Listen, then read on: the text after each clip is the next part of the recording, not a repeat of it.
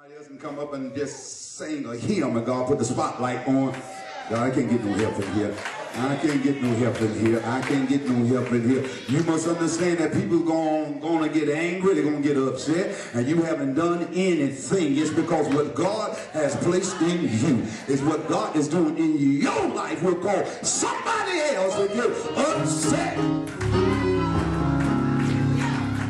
Ain't no sense you 6-foot brother get mad at me because I'm 5'10". God gave me this height. Ain't no sense dark-skinned sister you get mad with that light-skinned sister. God gave her that color. You might as well stop getting mad, short-haired woman, at that woman that got it silky longer, but God gave her that hair. You must understand, God is the giver. God is the one that gives gifts. God is the one that is doing wonderful things in the life of somebody. God knows I wish I had a choice. In the beginning, I would have said, God, allow me to be born in some rich foundation, some rich house.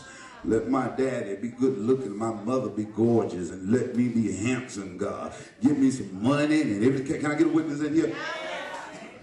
But instead, I was born in the projects.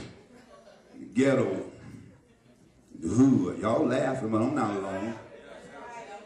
You in here? Yes. In here, yeah. I wore hot boxes to school. Picked at me every day. And I fought them every day.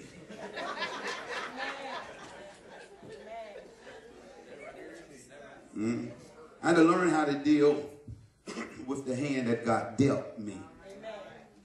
God threw the chips up and they flew and they fell, and I just thank God for everything that he was doing for me. There was some, when I was growing up, there was some, you know, some handsome looking brothers. Nah, I ain't, if you look at me, ain't nothing gay about me, but I smile.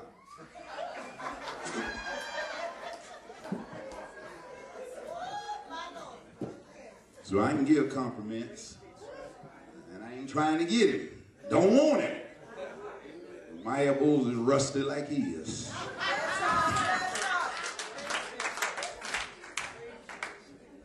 When I was growing up, there was a young man by the name of Pancho. He was red, had them eyes, and his family had some money. We bought him a Monte Carlos, and I was catching the bus.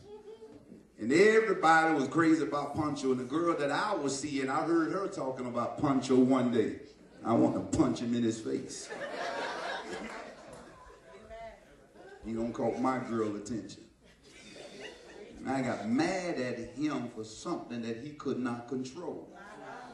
How often we find ourselves mad and envying somebody else for something that they could not control. Touch your neighbor again and tell them, I can't apologize for my blessing. So God transitioned and shift from talking about Jacob and put the spotlight on Joseph. And all of a sudden, God, writer saying that he was 17 years old or something about that, because Jacob should remember after, 14 years of working and 3 years of working for his own, there was something about that 17 number that stuck in his head. And all of a sudden, God was doing the same thing in his seed. 17 years old with his baby boy now. Not Reuben, Simeon, Levi, or Judah. Not Issachar, Dan, Naphtali. None of those. He was doing this with his baby boy. And it's ironic that, sometimes we think the baby of the family is what? Spoiled. Mom and daddy gave them everything.